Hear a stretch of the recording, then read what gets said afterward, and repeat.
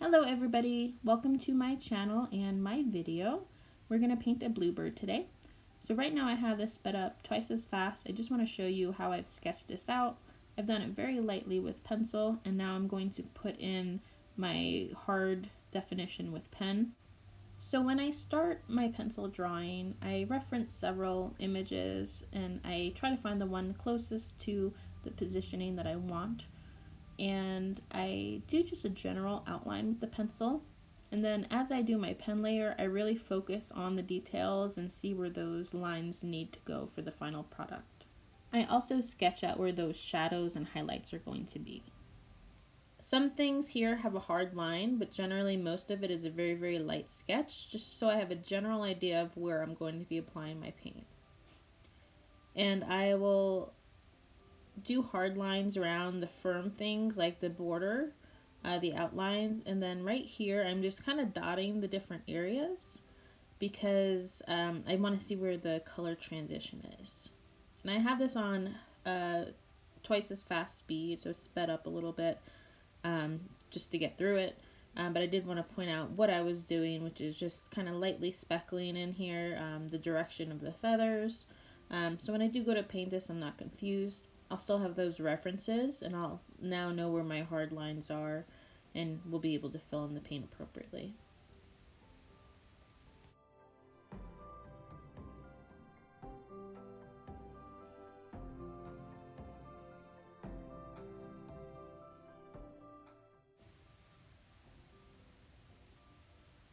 So just going to make some tick marks here so I know to shadow that. And then very soft, light marks where the underbelly of the feathers are, since that's going to be a whiter, lighter color. I don't want a really hard line. And again, just general marking off of the areas. I am going to put a stronger line where there's a firm edge, just because I want to maintain the integrity of the structure here. But overall, most of these pen markings aren't going to be seen with the final drawing. It's just going to be a few that kind of shine through.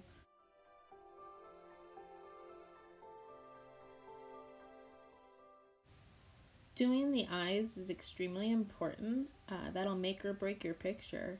So you really want to pay attention to where those shadows and highlights are. Make sure you mark off where that highlight's going to be, because it'll change the direction that the object is looking and really how it finishes. So at the end here, I'm just erasing all my pencil lines. Now some people like to keep them. They say it's the bones of their paintings. I don't. I like to erase all my pencils. And then you can see just the light outline of the pen, which is my guidelines. Make sure you don't erase too hard, or you can actually ruin the integrity of the paper itself. Okay, so we're back to normal speed now. We're about to start our painting. But first, here's my color key, and I strongly recommend you make one of these so you know what your color pan looks like.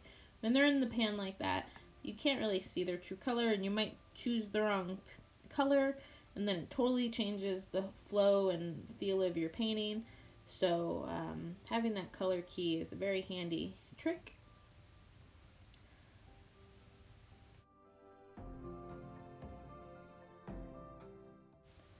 I'm going to start by wetting the entire area that I want color in.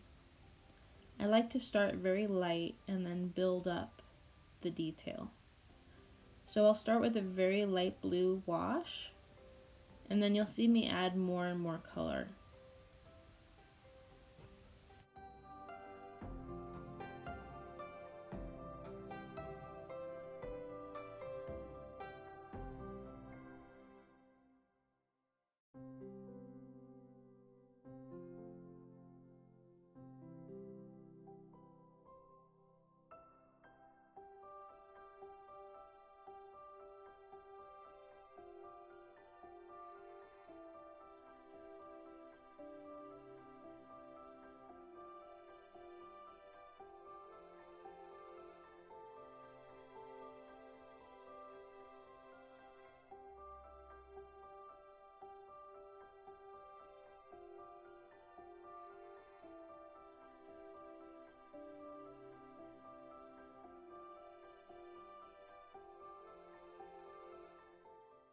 I like to start with a very blended background, and to do that I need to keep the whole area wet. So the edges of the color here are going to dry with a hard edge. So I'm going to rest them up against where the actual edges are, and everything else is going to be soft and blended, so uniformly wet.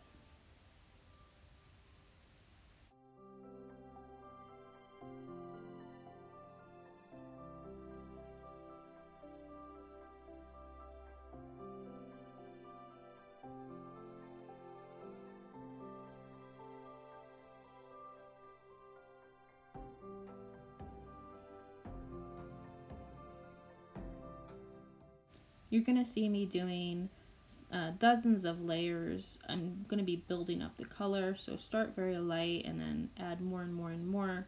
I'm going to rework the same area time after time, and you'll see how all that comes together at the very end.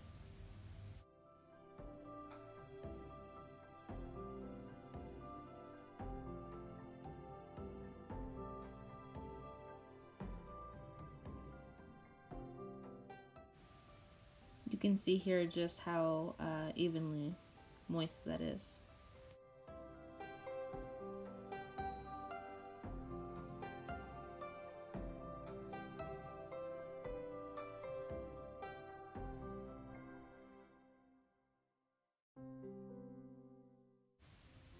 So now that I have a smooth background, I'm going to start adding in just a little bit more color.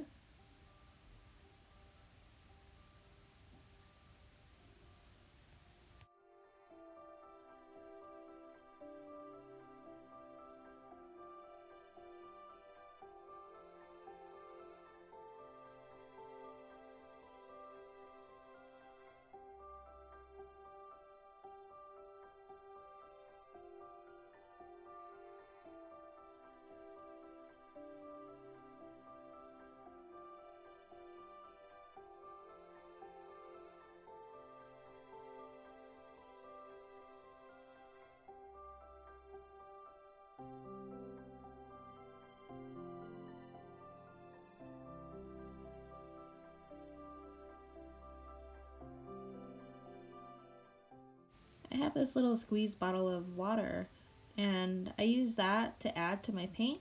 I don't want to use from my the cup that I wash my brush in, because I don't want to take colored water and taint my paint palette.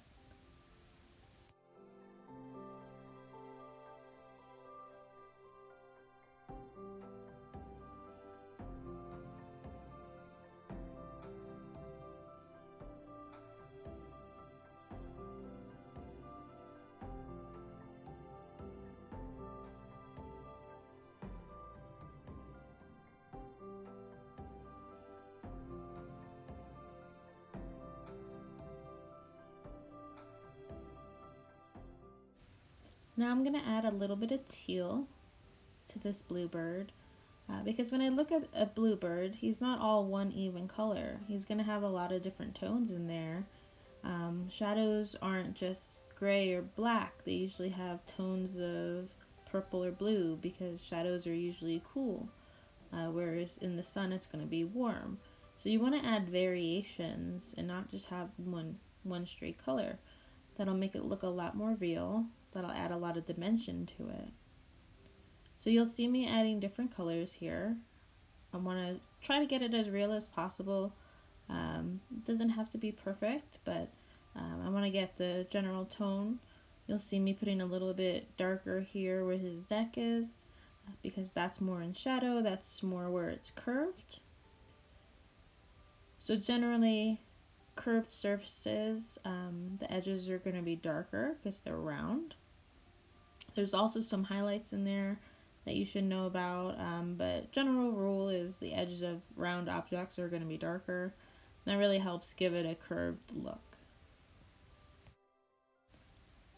His belly here, I want to work very softly, so I'm going to add a lot of water, and then I'm just going to drag the blue down a little bit to start with a very soft look. I'll feather in some more feathers. Probably like a very light gray, or again a blue. adding some more color to his head. I'm going to start trying to get it true to color. He's got a few different color blues here, so I'm pulling from a few different ones. I've got my blue wash on my palette that you can see here that I'm dipping into. So lots of water is going to help it blend.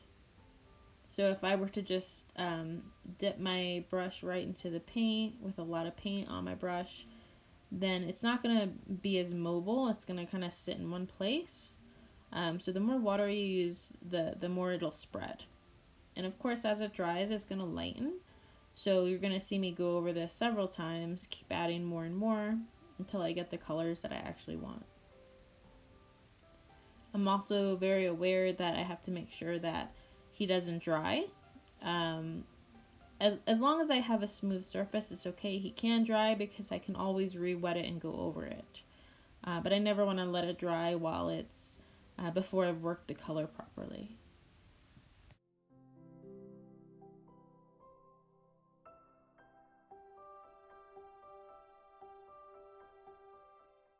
So here I've painted a little too much, so I've just washed off my brush and I'm going to pull some color out. So if your brush is dry, I can just dip it in there and it's going to absorb the water that's on the paper. And because that color hasn't sunk into the paper yet, I can still pull it off.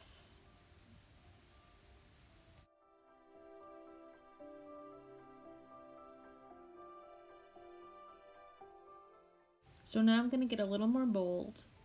And I'm going to add a lot more color to the edge here. Again, I know the edges of my object are going to be the darkest.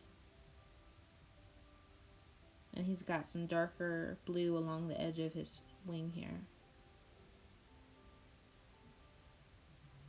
I'm going to bring that all the way down and keep it a uniform background. And then I'll start adding in more and more layers of color to give it more dimensions and make it look a little more 3D. I want his tail to look a little softer because I do have some extra layers that I'm going to put down here in different colors. So I've just added a little bit of water, dragging some of that paint from the darker area down. That way it'll have a nice gradient to it. I'm also being aware of the areas of the paper that are warping a little bit from the extended amount of water that I'm using. So I'm pulling the extra ink out of those areas and pulling them into the paper that needs it.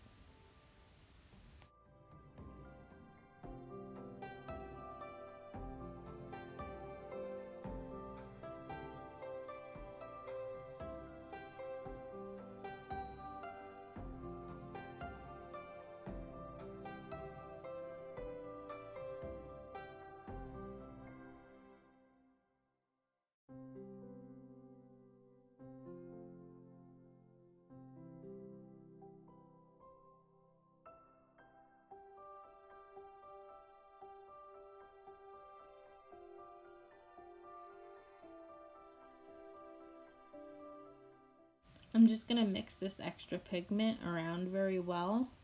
I want it to look very even, and I don't want it to pool anywhere, so I'm really just working that paint.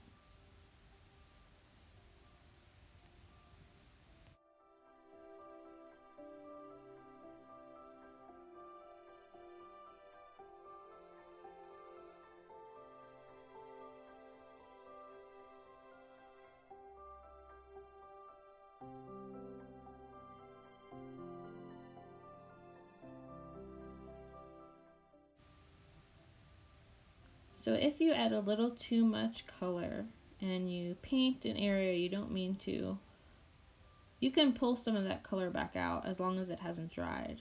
So right here I'm going to take paper and blot that out, and that's great for adding highlights. But if you do go outside the line like I just did, if you act quick, get some clean water and just wash over that little section, and it loosens up the pigment enough that you can blot it up with a towel.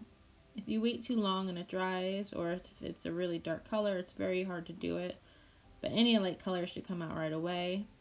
Just be careful that you don't bleed more paint from your painting into that area. right there, that little section could have done that because I just painted that area, so that was wet. So I have to be very careful not to let that absorb into it.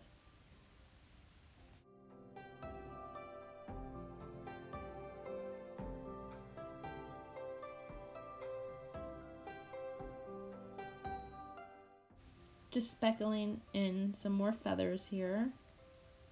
I'm not going to put any hard detail in. I just want general suggestion of feathers. So I'm using a little less water now, a little more paint. So it's not going to blend as easily. If it's going to blend, I have to do it manually. Once the water starts to dry, I don't want to disturb the rest of the painting, so I'm not going to add any more water right now. So I just have to make sure it finishes in the way that I want, or I have to work it until it does. I may go back and touch that up here and there, adding more color, and just making sure it doesn't dry before it looks like I want.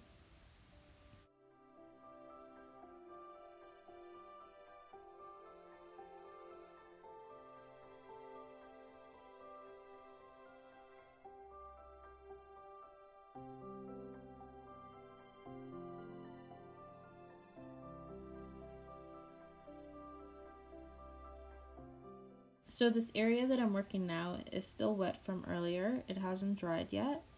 So that's why I'm able to just add a little bit of color and it's blending on its own.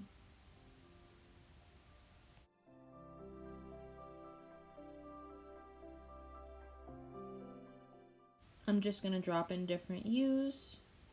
Birds usually have some gray shading, darker feathers around their eyes and cheeks and beak. So that's what I'm layering in right now, is just a little bit of gray. Again, going light and then gradually adding more. So because it's wet, it's going to blend, it's going to dry a lot lighter than what it looks right now. So I'll keep adding in a little bit more and a little bit more until I get it the correct shade that I want it to be.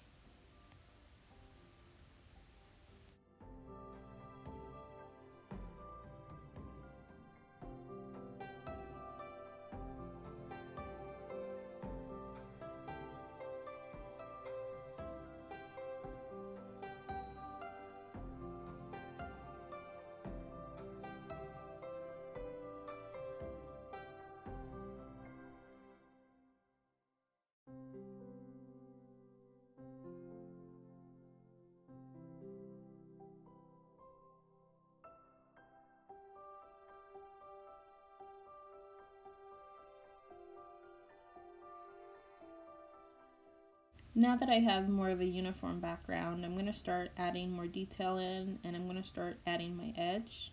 I don't do this until I have a very uniform background because adding this in can disturb it, and I want it to be finished, and I don't want this hard edge to blend in. So as the feathers are drying, I'm going to add a little bit darker around all the edges, give it a 3D look.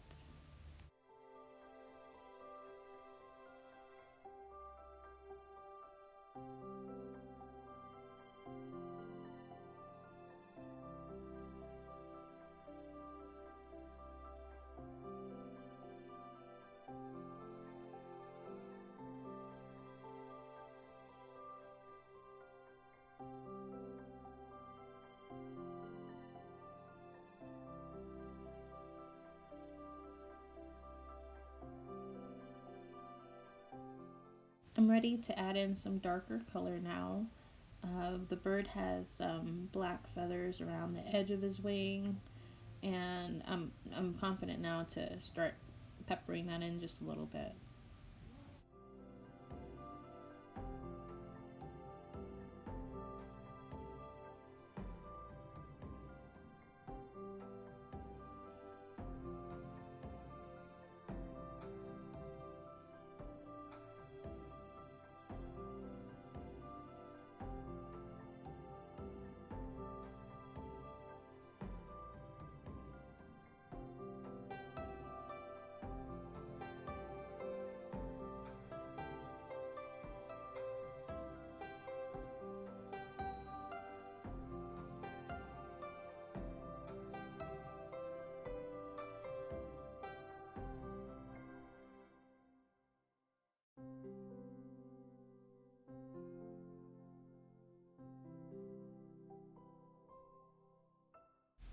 The beak can be kind of tricky. There's a highlight towards the center of it, and it's hard to paint in such a small section.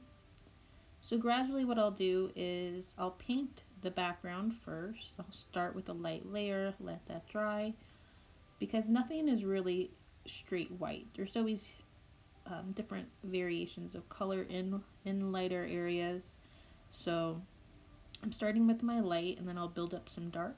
Typically what I'll do is I'll add water around the edges and add just a little bit of pigment to the edge of it and let it bleed towards the middle.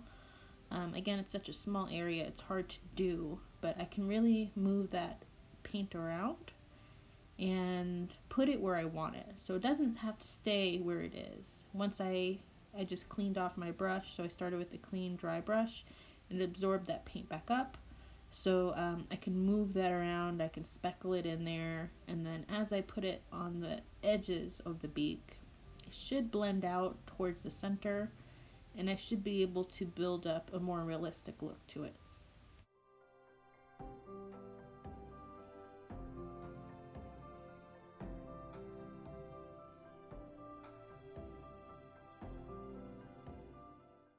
So now I have more of a dry brush with a very light wash. I'm going to start just putting a little hint of feathers in there, a little bit of detail just to give the suggestion of the feathers, and I'm making tiny brush strokes to drag that paint down. And I have a very thin whittled brush. I use my fingers to kind of shape it the way I want because it's a red sable. I'm able to do that. If you use a synthetic, you can't really. So you can see how this beak is starting to take shape because I put a gradient in there. It's having more of a rounded look. I'm going to add just a little bit extra to the edge of it. I'm doing it very, very thin with a very light color.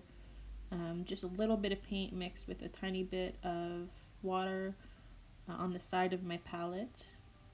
I used a tray to mix that. So if your paint comes with a tray, use it. You can also use aluminum foil or a cup of some kind, or a bowl rather, flat surface. And you can mix different consistencies of paint. So this here I'm painting with a very, very thin gray wash. Used a tiny bit of black paint with a tiny bit of water, and I'm just going to dab into that occasionally. Nothing too thick because I'm layering up little by little.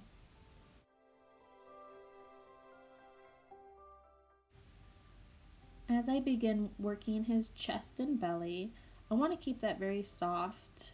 His belly is white with some light blue peppered in there. The edges of it should be a very light color. So now I'm using a lot of water with just a tiny bit of paint. Very light wash.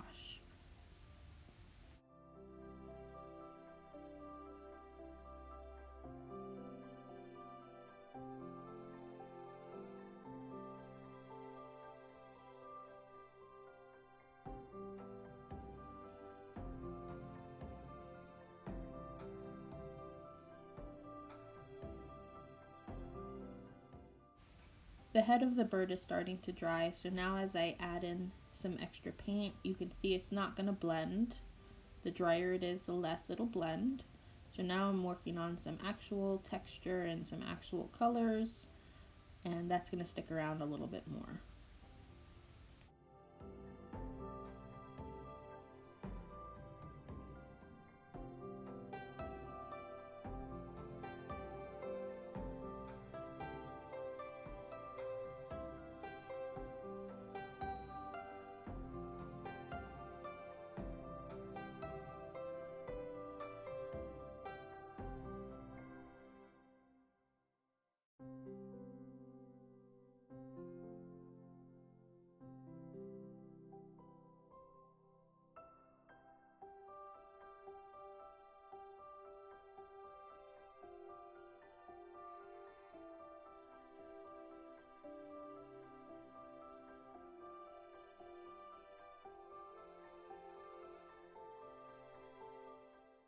Okay, I'm going to add some teal into his belly now. It looks really dark, but because this whole section is wet, it's going to fade out, it's going to blend, so it's not going to dry that dark. So here I am mixing it up a little bit. I will pepper in a little bit more details into it, but I really want to keep that soft and just give the illusion of some feathers.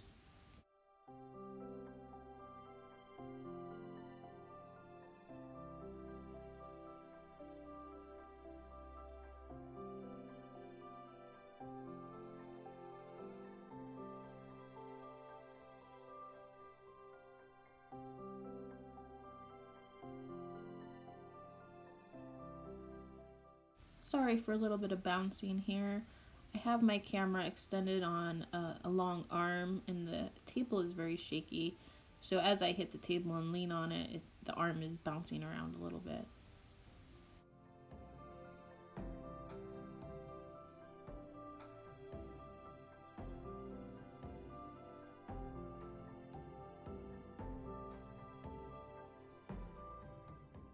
So this black has dried a bit, but the top layer is still workable. So when I wet it, the black is still going to move.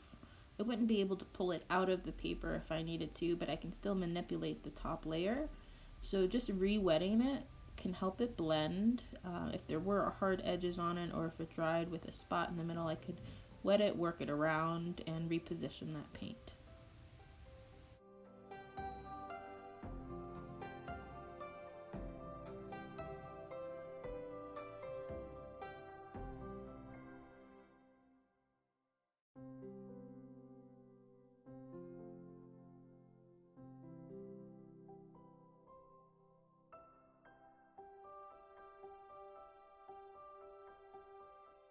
Dropping in just a little bit of feather now.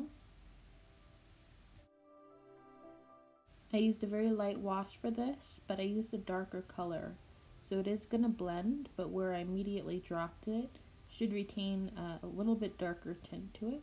And I'm just going to move it around.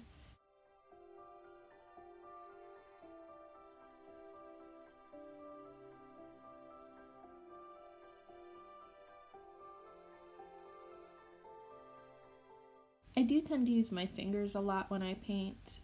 The thing you need to be careful about with that is you'll get paint on your fingers, and then if you immediately touch another area, if I touch the white background, I can inadvertently transfer that paint somewhere. Or if it dries on my finger and then it gets wet again, I might reactivate that color, and you can really mess up a painting that way.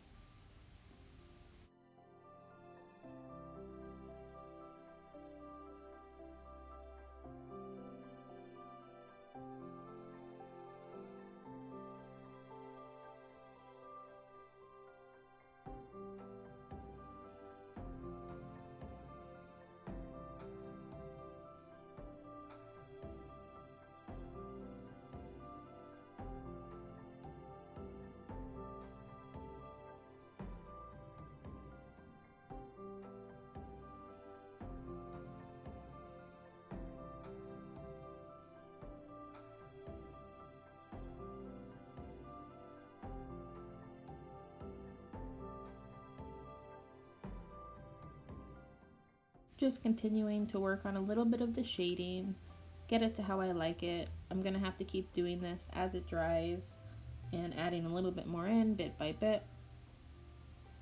So you'll see that happening repeatedly.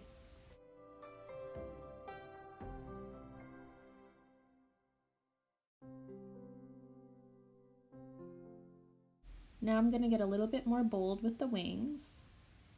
I have it uniform the way I like it, but now I'm going to work each section individually and try to get the contours that I like, that you see in a wing. I'm not going to do a lot of details. This is a watercolor. It's really hard to do that with watercolor. Can be done if you invest a lot of time into it, of course. But I just want general suggestion of the wings. So I'm going to add some low lights, and then I'm going to add some highlights. If you do add highlights, you have to understand, depending on the paint that you have,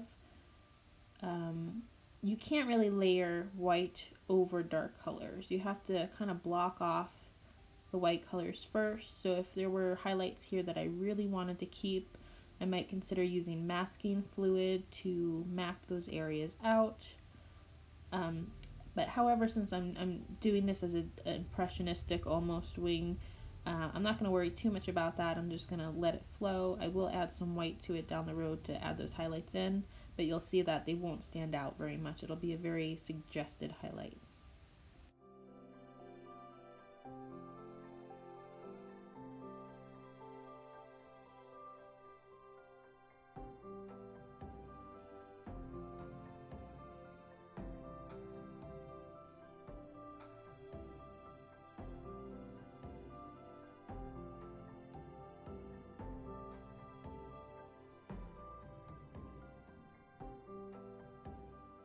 So because I can still see my guidelines from my pen markings, I'm going to start doing individual feathers here. Not a lot, just want to do a hint of separation between them.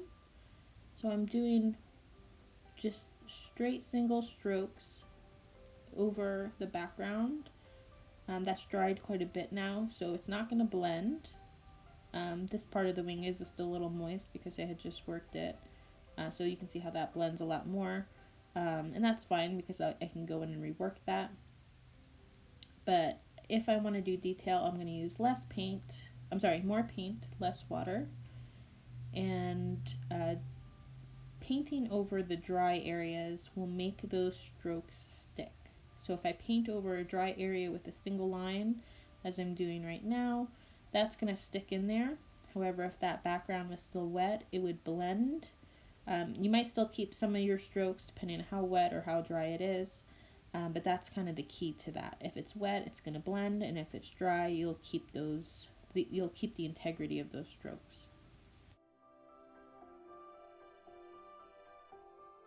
So unfortunately my palette is out of view here, but what I'm doing on the side is I'm mixing different paint consistencies. So I have a few different colors, and some are thinner, some are thicker.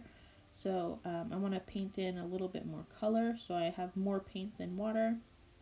And I just dip into those different sections depending, what finish I want on it.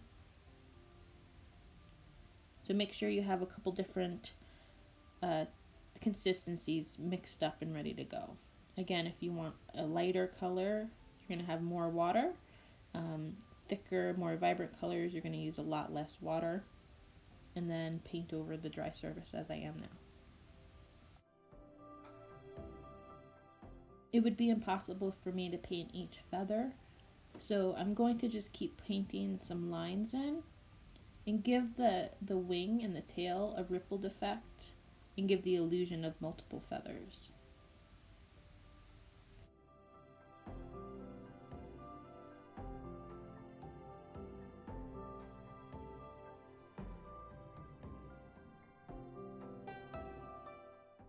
At the base of his tail here, it's actually white in my reference photos. However, I'm going to add just a little bit of pigment to it because I want to differentiate from the white background.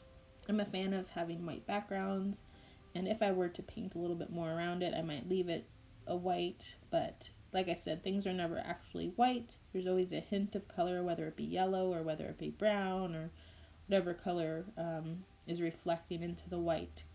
So I'll add just a little bit in there to give a hint of a crease around where the tail is reaching his body. And then to give the illusion of feathers around there, I'm going to add a darker tone, again, to show the curve of his little round body.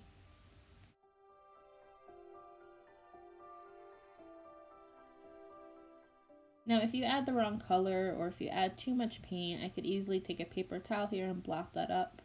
Until it's dry, like I said, it's very malleable. You can do quite a lot with it.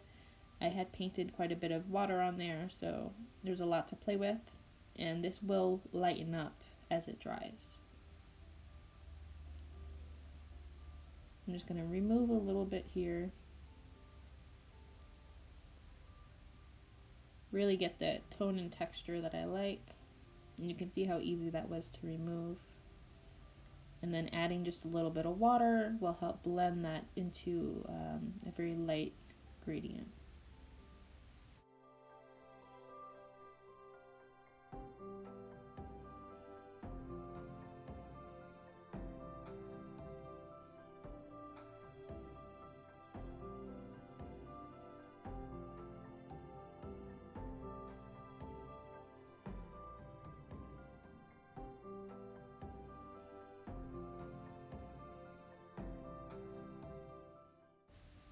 adding some more tones in here.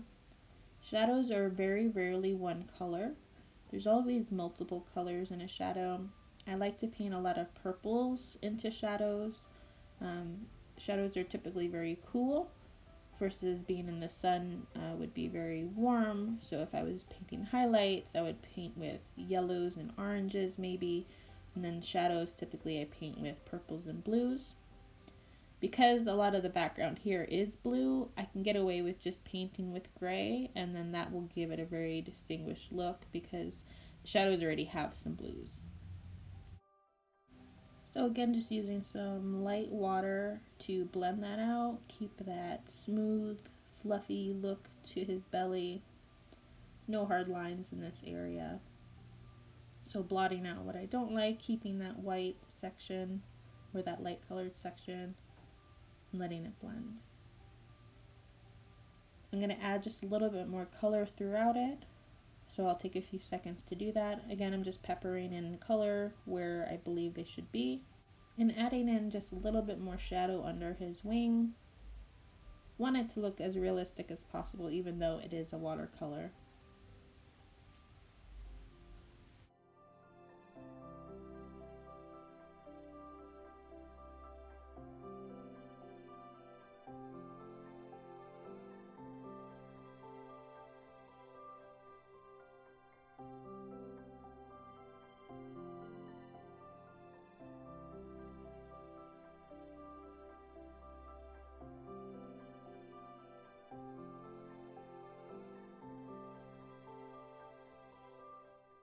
I'm going to add some more black now, and I save the black typically for last because once you add it, you can't really take it back, and if you were to put water over the black, I don't want the black to blend in with the rest of the painting. I want to leave that for my details.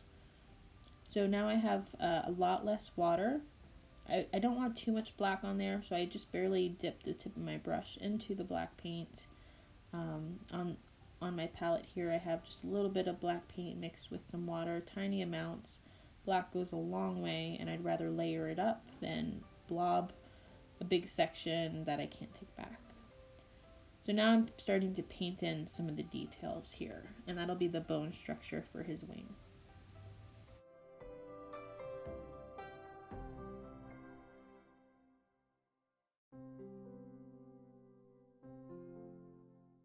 I'm adding in some more deeper blues now.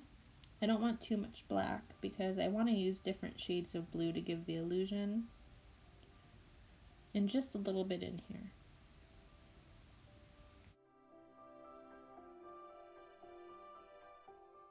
I'm starting to define the illusion of these feathers. So some of them will stand out. Again, it's impossible to paint all the feathers of a bird, but his nice long tail feathers, I want to show that there's multiple layered up there. So just putting some streaks of blue, and I'll be using a couple different shades so I can show different highlights. You can already see there how it looks almost like steps with those lines marked in there. So I'll add a couple different blues, and then I'll go in there with some white and add just a hint of highlight. One thing I do want to point out is on that tail, you can see where I had teal versus where I had the blue. And that just, because I used two different colors versus one single blue wash, you can see the definition between the top layer of his wings versus the bottom layer of his tail.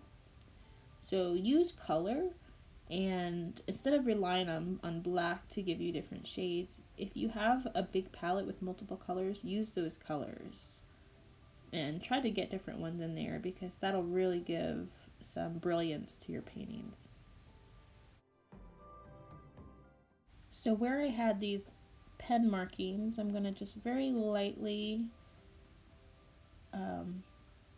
go around here and give the impression of some little feathers there. So you can see how that pen marking really helped me distinguish the two sections. So I made that a little too dark, that line there, so I used a little bit of water to try to blend that out, or added to it so I can manipulate that color without it drying.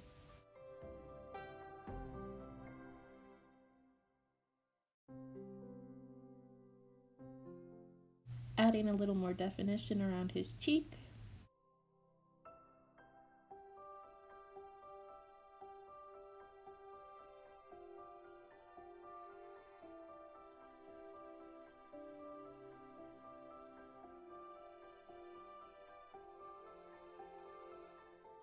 So now you can see that this painting is really starting to come together. Once I add that eye, it'll really make it pop. I always save that for last because it's kind of like a finale.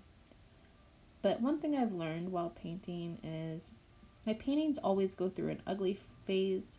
There's always a time where I look at it and I'm not sure I'm on the right track. I don't know if it's going the way I want. I kind of doubt it and think it's ugly. But it always comes together in the end. So as you add some more in, add in those details or add in those layers, it'll get there. So don't get discouraged if you start painting and it's not the way you like it, because you can usually fix it.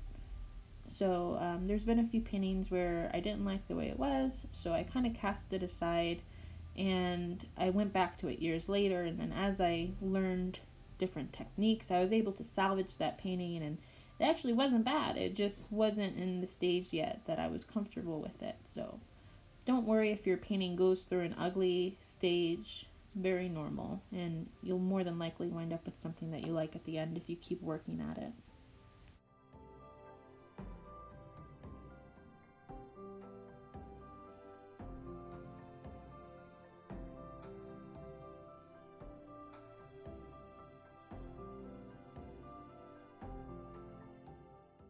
When it comes to the eye, you want to be very careful.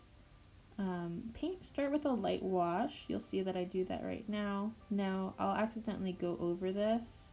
You see that there's a lot of water. I'm going to dry off my brush and I'm going to pull some back out. So I painted with a little light wash, and because I've done that instead of a darker color, now I can just suck that water back out with a dry brush and add those highlights back in. You want to be so careful around the eye because that really can make or break your painting. So maintaining those highlights really shows the integrity of the animal or person you're trying to paint.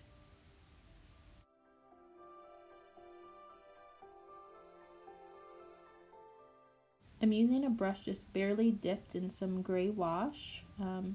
It's not quite a wash, it's a little bit thicker than that, but I just have barely a little bit of paint on my brush because it's such a delicate area. I'm going to line right here, and because I don't have too much water, it's not going to spread, it's going to stay where I put it. This brush is amazing, by the way. It's hard to get this finish with typical brushes. Again, I recommend a red sable because it's a little bit more pliable.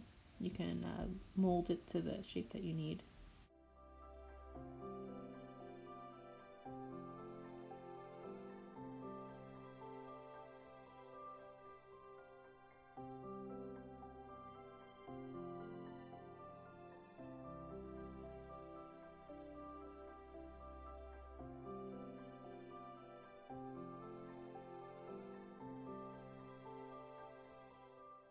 So now I'm going to add a little bit of highlight into the feather. You're going to see here that it's going to absorb very quickly. This brand, the white doesn't really stand on top of the painting. Other brands that I've used, you can kind of layer a little bit better. This is going to absorb in, but it's still going to maintain just a hint of that highlight, and that's all I need. I'm not going for super strict realism here. I just kind of want to give the impression of distinguished feathers. So this is painting on very thick, but it's not going to stay that way.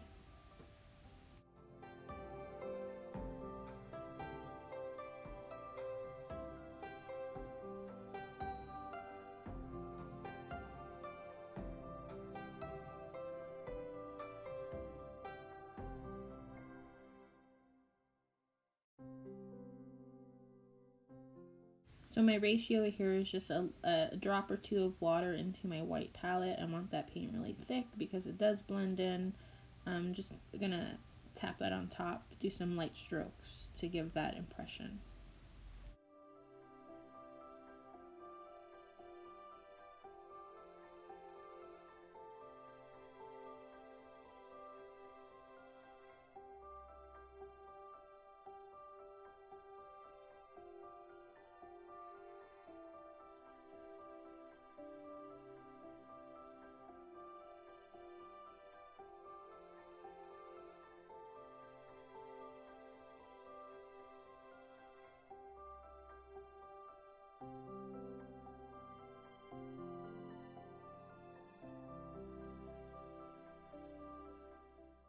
I'm going to do a few individualized feathers here, more around the face and then on his back.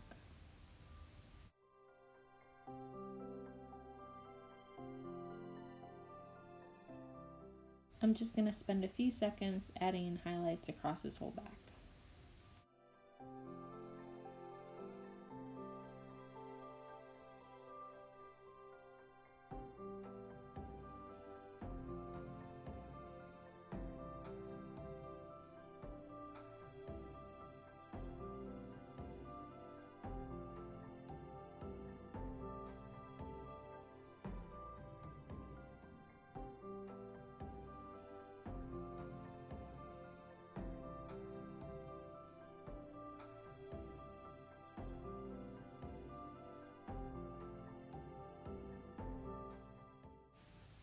I'm getting ready to paint his feet here. And if you look at a bird's feet, they're not one color. There's variations of pink, of brown, of gray. So I don't need this to be hyper realistic. I just want a general impression. His feet are not the focus of the painting. So I start with a pink or brown, and then I'll add in some gray around the edges. Try to give it a curved look if I can, a 3D rounded look. Keeping the dark areas around the hard edges. And then as that dries, I'll probably go back and add a little bit of highlights to it and then some additional lowlights to it.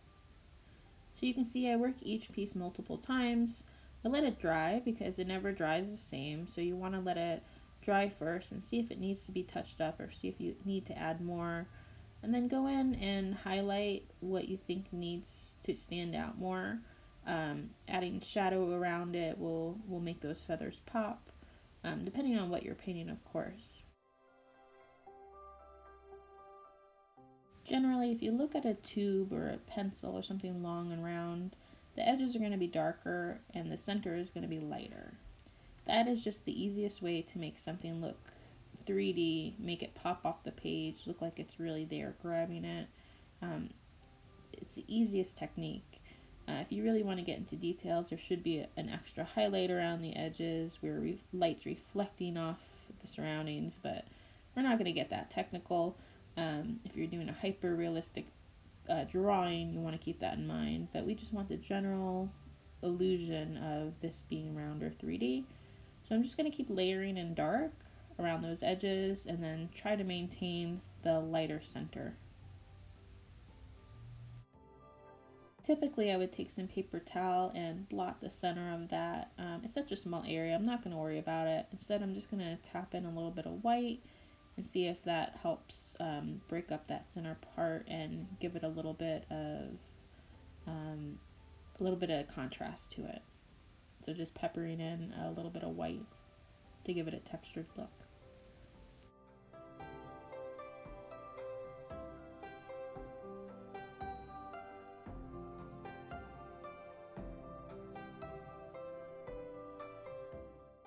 When it comes to the eye, I'm going to be very careful.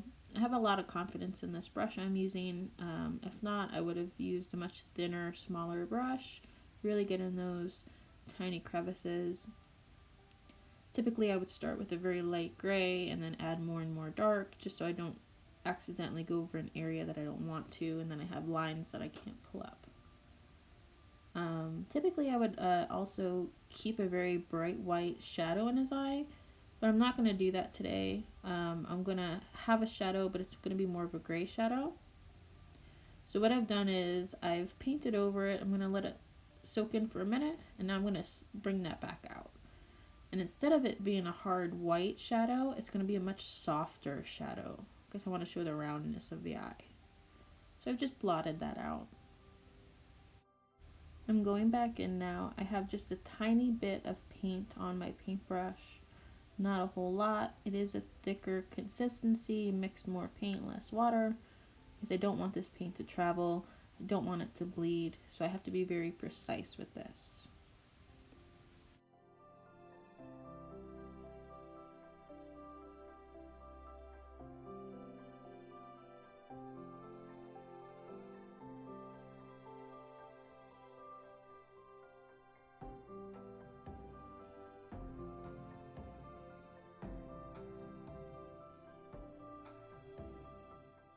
And you can see now that he has his eye, he's really starting to come together. I do have to rotate this canvas now, trying to get a nice round look to the eye instead of having it elongated. Typically I turn my canvas around several times as I'm painting just to try to get my strokes correct. Going back in and adding even more detail to the beak, really getting that contrast. If you leave it, I mean, you could leave it how it is, but I really like having it look very dimensional, multi-dimensional, and that just helps it pop. The more contrast the painting has, the more real it's going to look, and the more it's going to really strike you when you look at it.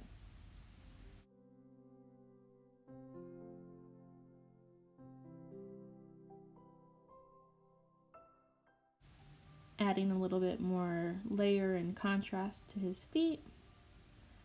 You'll see a lot more detail being added in now. I'm just going to keep working these areas until they look the way I like them. So if it does blend, if it does fade, I'm just going to keep layering up more and more darkness.